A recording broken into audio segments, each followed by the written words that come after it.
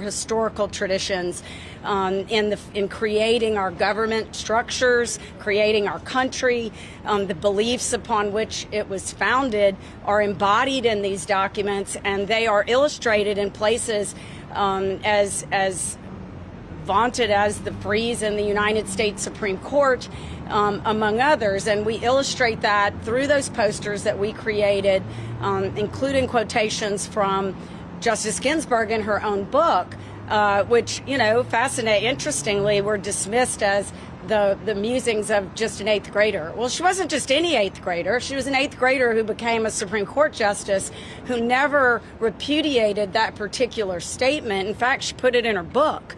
So, I think that's one of the reasons we selected it, to illustrate how this is not only foundational, but it is instructional as a document for our children to learn, is part of our historical foundation.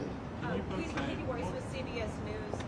Question for you. I mean, if this case goes to the Supreme Court, it could have a significant weight in setting a new precedent in terms of, changing separation of church and state foundations that this country was founded on. How do you hope that this state law may change, precedent for other states around the country? So, two things. One, we think it fits squarely within Supreme Court precedent. At the end of the day, our law, we believe that we've illustrated how it does that by creating posters that illustrate that. And so I don't think that it really does change anything. I think that we should be able to allow this document to be posted in the historical context that we've created it. There's a larger question in play here about how and when you should be able to challenge state laws, and what the burden of proof is for somebody to carry to take down a state law. And that's a lot of what we were talking about in there, is that this is premature. So, I think that will play out in this case, too, quite a bit. What would you say to parents who say that these commandments, this version of them is not their family's religion, it's not what they would teach their children, and it goes against their right to control their children's upbringing? It's not establishing a particular religion. It's not establishing a particular selection. It's not establishing anything. It is presenting an ideal of the foundational document of one of the foundational lawgivers that is part of our historical tradition. So, and it does that in a historical context in all of the posters that we've created.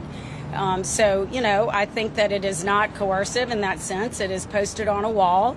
Nobody, and I think Judge Duncan pointed that out in one of the distinctions that he made regarding one of the cases, where the requirement was for a teacher to direct and state something in particular to a student who expressed a particular opinion that was contrary to the opinion that was in the books. And nobody's directed any teachers to say or do anything in this context, which I think is important.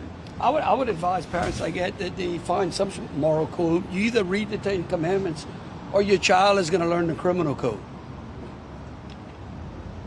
Do you think any other states will follow through if you guys do when moving forward? Well, Texas did. So, that's why they're here with us, because they did. And, I think that, yes, maybe some other states would, and I don't think that's a bad thing. I think that's a good thing.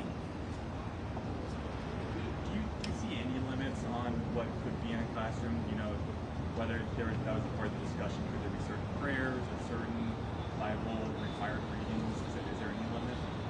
Sure, there's limits, and the Supreme Court's delineated those limits, and so I think that's part of the discussion that we had today, is where those limits exist now inside the boundaries that have already been established by the Supreme Court. So, yes, there are limits. We think we're inside the limits. And then I have an off-topic question. Julia Letlow, she was endorsed by President Trump. What are y'all's thoughts on this? She's a great friend, and I think she'd make a great United States Senator. Governor? Yeah, I think the Attorney General said it best. I rest my case. Usually one more off topic for you. On your trip to Greenland for the Dog Sledding Association race, has that been canceled? Look, we're still working through that. I mean, I've seen some of the reports of those that are saying, look, it's been disinvited. It's certainly, if that is true and what exactly is going on, and that's certainly disappointing. I don't think we would reject Greenlanders to come to New Orleans for the Super Bowl. right? I mean, this is about hospitality. This is about having a discussion. This is what it's always been about. And so, again, a better question would be to ask those that are saying that if they would like if the United States would disinvite them to go watch the national championship that happened last night, or the Super Bowl, or the college, or the Final Four, or any of the other great sporting events that we have. In fact, every time I've checked, people from Greenland were looking for ways under which they could expand their tourism and visitations to Greenland to help prop up their economy. So again, all Greenlanders, in my opinion, are invited to New Orleans to come and share the great tourism and the food and the great events that we have here, and I would expect them to have the same for us as well. Thank you. Any final questions, Ten Commandments, or are we good? I think we're good. Okay. Thank you guys so much. Comments from other organizations involved? Yes. Thank you. Thank you.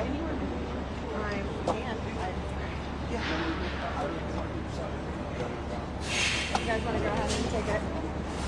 I'll give a comment from another organization involved if that works for you. I have to get my thing. Of course, yeah.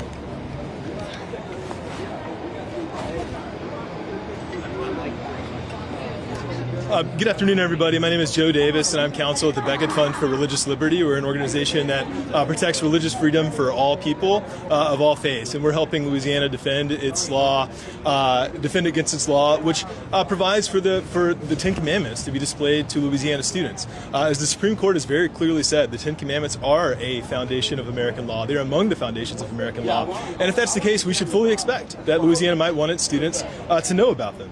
As Governor Landry and Attorney General Murrill said just now, symbols featuring religious imagery have been a fixture of American life since before the founding. From the founders' own proposals to the national seal, which represents the country as a whole, to Ten Commandments, which are on the walls of the Supreme Court, of course. Our nation has long included this sort of symbolism, this sort of passive, non-coercive symbolism in its public spaces. No one has ever thought that that was an establishment of religion, and that is the question in this case. Is that an establishment of religion? The answer is no. Students are free to learn about the Ten Commandments if they would like. They're also free to ignore the posters if they'd like and go about the rest of their classroom instruction, and that's how passive displays are in general. So with that, we're optimistic that the Fifth Circuit will uphold the law in this case and say that this is not an establishment of religion as the founders would have understood that term. Thank you. Thank you so much. Okay, actually, can you do mind giving us your name and spelling it for us? Of course. So we have it for the record? Joe Davis, Joedavis. Perfect, thank you.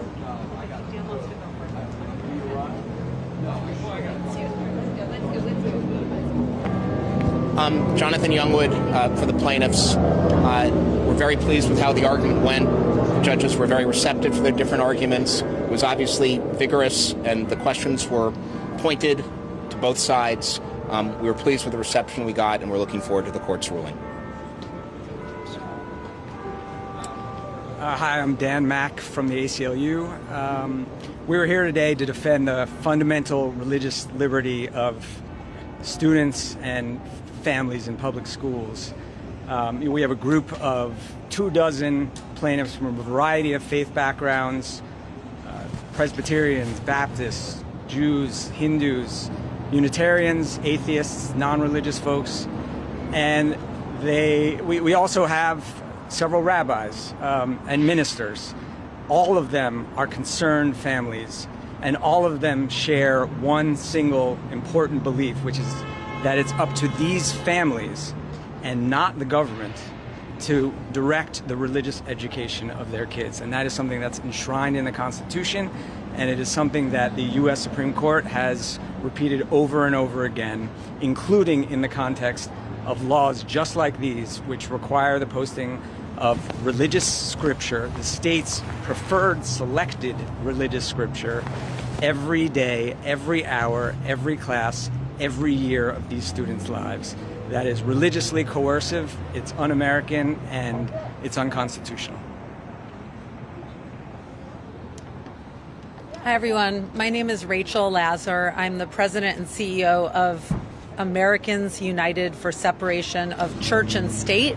And I'm here to say that our Constitution promises the separation of religion and government, and that this law requiring the posting of the Ten Commandments in public school classrooms, which are government run, is a violation of that promise of church-state separation. It's unconstitutional. It's un-American. That's point number one. Point number two, we're talking about children and families. That's who's at stake here. And I appreciated your question earlier. We represent families from all different religious backgrounds, and they're the ones who are telling us that their children are going to feel uncomfortable and be taught a religion that isn't their families. And one of the things that Americans we disagree on a lot of things, but here's what we found. Americans agree that parents should be teaching their family's religion to their kids, and Sunday schools and faith leaders, not government officials or public schools. And that's what's at stake here. And number three, it's time for a national recommitment to church-state separation before it's too late. What do I mean by too late? What I mean is our freedom to live as ourselves and believe as we choose relies on the separation of church and state. And so does the peace in our country, because we live in a pluralistic democracy with people of all faiths and none. And our founders were wise to know that it keeps the peace and unites us to separate religion and government. And right now we're at risk of being the most divided our country has been. And one of the reasons is because of this kind of undermining of church-state separation. Thank you. Any questions for us? I'm curious, same question that I asked the AG. I mean, how do you see this law as being a slippery slope for the eradication of church and state? I mean, I can start, and John, if you want to come in. It's a clear violation, as the Fifth Circuit, by the way, already said, because when you have a public school, which is a government-run school, preferring one set of religious beliefs over others, and this whole, nonsense about this isn't actually religious. Firstly, that's an insult to religion, right? I mean, I'm Jewish, right? And I venerate the Ten Commandments, but my form of the Ten Commandments. And please don't tell me that it's not a religious doctrine. And for the non-religious, right, or for Hindus or religions that believe in multiple gods, what is the first commandment, right? I am the Lord thy God. Thou shalt have no other gods before me, right? That is religious. So this is about as basic a violation of church-state separation as they come. What comes next? Well, we already see on the list is to fully fund Christian or religious public schools. That's one of the things coming next. John, do you want to add to that?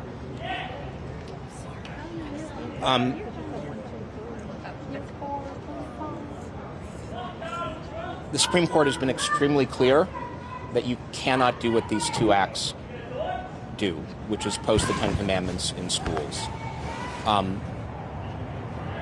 It's a case that's 45 years old. Nothing has disturbed it. And these legislations were designed specifically to disrupt that precedent. And if successful, we'll move on to other precedents, such as recitation over the loudspeaker of Bible verses, prayer at football games, prayer at graduation ceremonies. That is the concern. But the concern starts with just this case, and this case is clearly controlled by Supreme Court precedent. Hi, everyone. My name is Alana Odoms. I'm the executive director of the ACLU of Louisiana. And our affiliate has been working very diligently over the last several years since this piece of legislation was passed to hear the voices of parents and families in the state of Louisiana. I am a mother of a school-age child, a 6th grade child here in New Orleans. And as a mother and as a person who practices a Christian faith, I personally have very strong views about this piece of legislation and this act, but I've also heard the voices of other parents of children of various faiths who feel threatened by the fact that our state would, in fact, privilege Christian religion, and in fact, a Protestant interpretation of the Ten Commandments over other religions. That is invasive to children, and the Supreme Court squarely views schools as different. The school is different because children are bound to attend school. Children must look at the walls. It is absolutely insidious to think that a child would not look with reverence at the walls that they are before every day, each and every day of the school year. And I can tell you that as a mom and as a mother of a child who loves school and views school as a place where she is welcomed, where she is celebrated for all of her difference and for all of her talents, this is something that we do not want to advance. It is not that we want to disparage the Christian faith. It is not that we want to say that the Christian faith does not propose or espouse values or morals that we all hold dear. It is to say that other religions have their own values that they espouse and they believe are equally good, and that those should be respected and honored.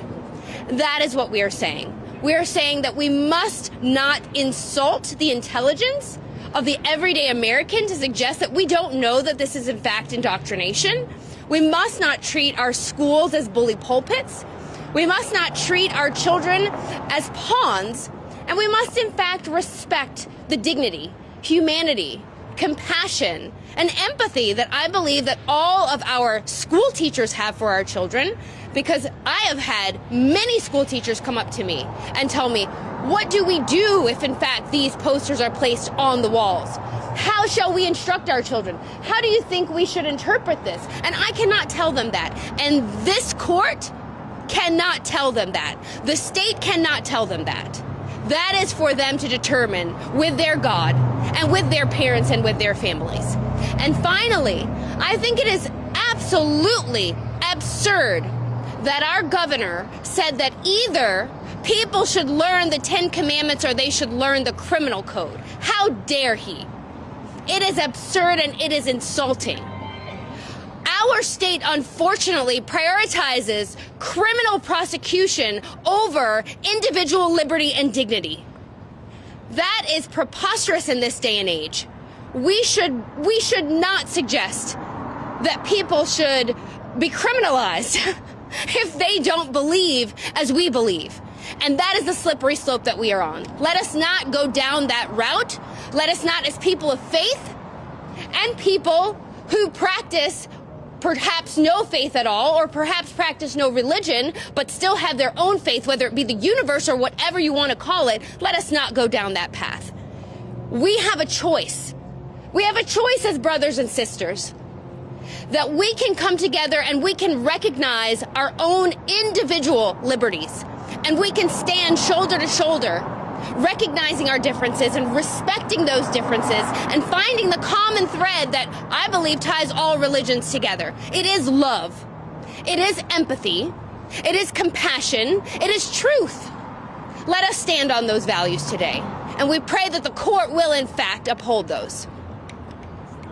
The judges today seem kind of skeptical. They asked some skeptical questions about whether this amounts to coercion, having these posters up. The other side talked about them being passive displays, and they also question whether that could be considered establishment religion. In other words, can you talk about why having these posters is what's wrong with just having them displayed?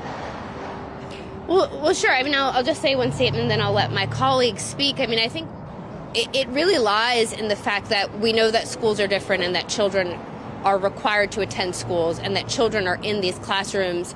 Children attend school for longer than they are at home. Any parent knows that. You see your child less during the week than you would at any other time of the day, because they are, in fact, in school. They are receiving an education, and they are being taught, and they're being molded, and they're being shaped in the ways that we've all agreed are appropriate. What we have not agreed is appropriate is for our children to be molded and shaped with religious doctrine that may be different than what their families choose for them. And the Supreme Court recognizes that schools are different. They're different than a building like this, like a courthouse where there may be a statue. They're very different. And children are children are sponges. Children are very, very vulnerable to all kinds of pressure and, in fact, coercion. And I think right now we're talking about semantics with our language of passive versus active. If you put something in front of a child and suggest that they won't read it when they're fully capable of doing so, I think that's an insult to all of our intelligence. Yeah, and part of this is the ubiquitous nature of these displays. They are required to be in every class: French class, math, Spanish, anything, music, classes that have nothing to do with anything posted on that sign. And we've heard politicians tell us what kids should believe, what religion kids should believe, and that's absurd. We know that the Ten Commandments are sacred to many people, but they are not sacred to all. And there are many appropriate ways and appropriate places, times and places, where you can use the Decalogue, but we leave those decisions up to parents and families. We do not leave it up to government bureaucrats to decide what is religious truth that should be taught to students every day that they are in public school. Thank you. Thank you so much. Thank you.